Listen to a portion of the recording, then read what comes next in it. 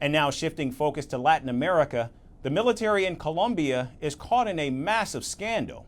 And the one who uncovered the scandal is none other than the country's own president, Gustavo Petro.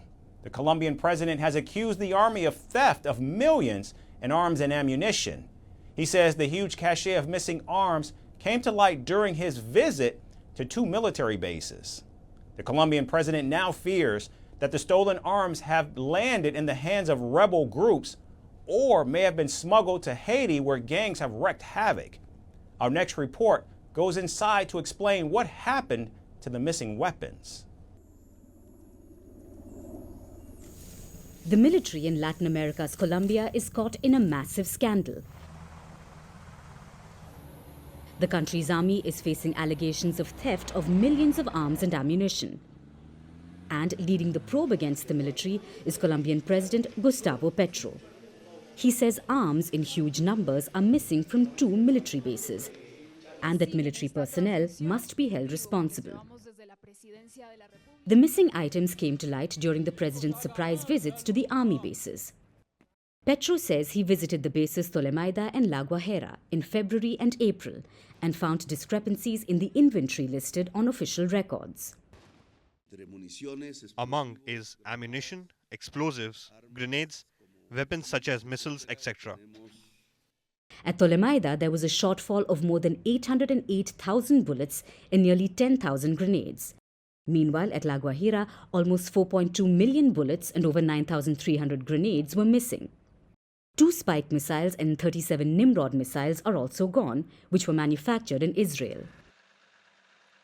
Now the president has accused military personnel of selling these weapons to arms traders.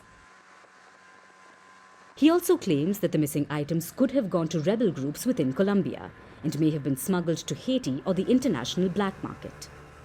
The only way we have to explain this type of shortage is that for a long time, there have been networks made up of people within the military and civilian forces.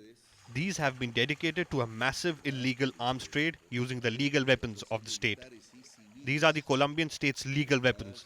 Their destination would be, in my opinion, to armed groups in Colombia. These have gone probably to foreign conflicts. The closest one is Haiti, which is 7 hours away by speedboat from the base La Guajira, and probably also to the international arms smuggling market. Now the Colombian government has launched an investigation into the missing weapons. The defense minister says that some army officials have been moved from their posts given the probe. And President Petro says that he's planning further inspections of military bases across the country. The investigation comes at a time when the Colombian government has resumed fighting in the southwest against a rebel group.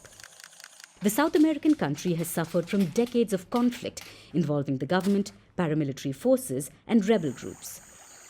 Petro launched peace talks with some rebel groups since he was elected into office in 2022, and as a result of that, fighting in some areas has reportedly decreased.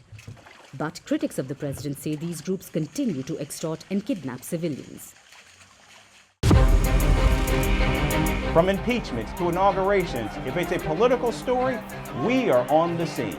The race for the White House is heating up. We're beating Biden. How dare he say that? If it's breaking news, we're live with the latest coverage. From the White House, the State Department, and Capitol Hill, we know the issues, but above all, we know the players to bring you the latest in-depth analysis on all the key stories that we're covering.